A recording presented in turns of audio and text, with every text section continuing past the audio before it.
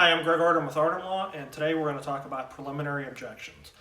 Preliminary objections are an option that you can use to respond to a lawsuit in Pennsylvania when it's filed at the Court of Common Pleas.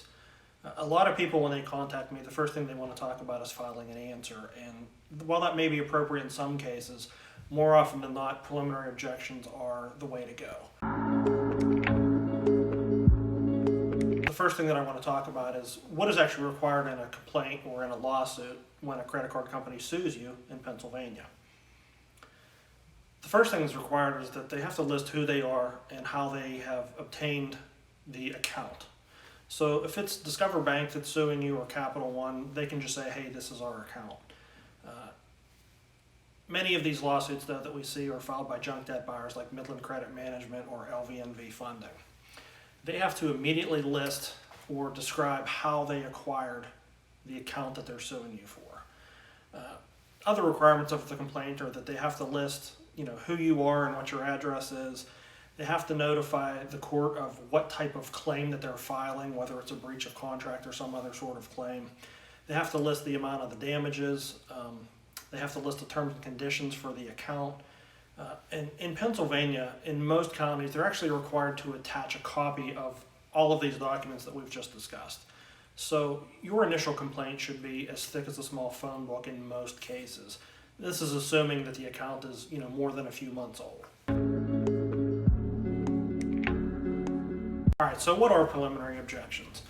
What they are is one of the two choices that you can make when you're defending a lawsuit in the Court of Common Pleas in Pennsylvania. You can file an answer or you can file preliminary objections. And what the objections are is a statement to the court that says, hey, this thing is defective, please make them fix it.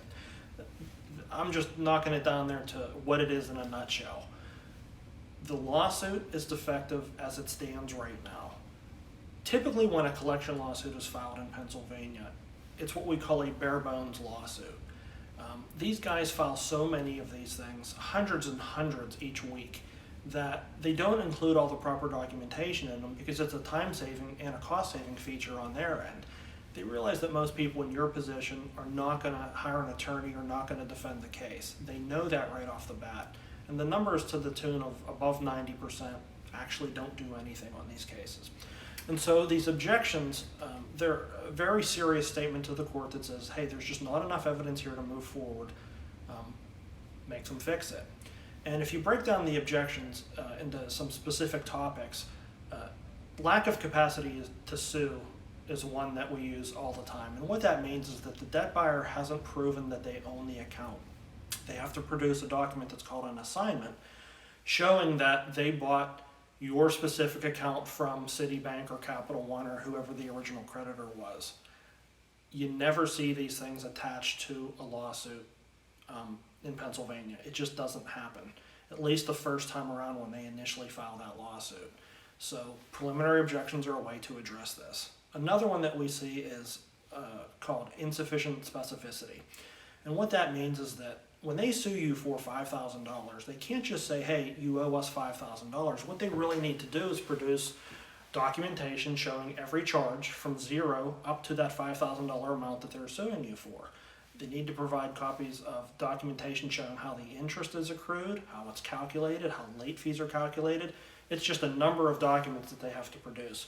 And preliminary objections are a way to attack this when they haven't provided that initially. So breaking it all down, the question becomes is when do we file an answer and when do we file preliminary objections? When I have a debt buyer case, I want to file objections almost every single time. The very few occasions that I don't file preliminary objections typically only occur when it's a really small lawsuit. Maybe a client sued for $1,000 or $1,500 and they don't want to settle it. They want me to go ahead and defend it. We'll file an answer, we'll deny everything, and we'll go in and we'll have a hearing and see if we can't win it that way. In almost every other circumstance, though, I want to get those preliminary objections filed because if I can get that case tossed because they can't prove ownership of the account or that they can't prove the amount of the claim, that's a win. The one thing that I always say to clients is that if I go to a hearing, I can win or I can lose. If I never have to go to that hearing, that means that you've won your case. And the reason that you would never go to that hearing is if we can have it thrown out of court based upon these preliminary objections. I'm Greg Artim. I hope you've learned something today about written responses to lawsuits in Pennsylvania. We offer a free 15-minute consultation.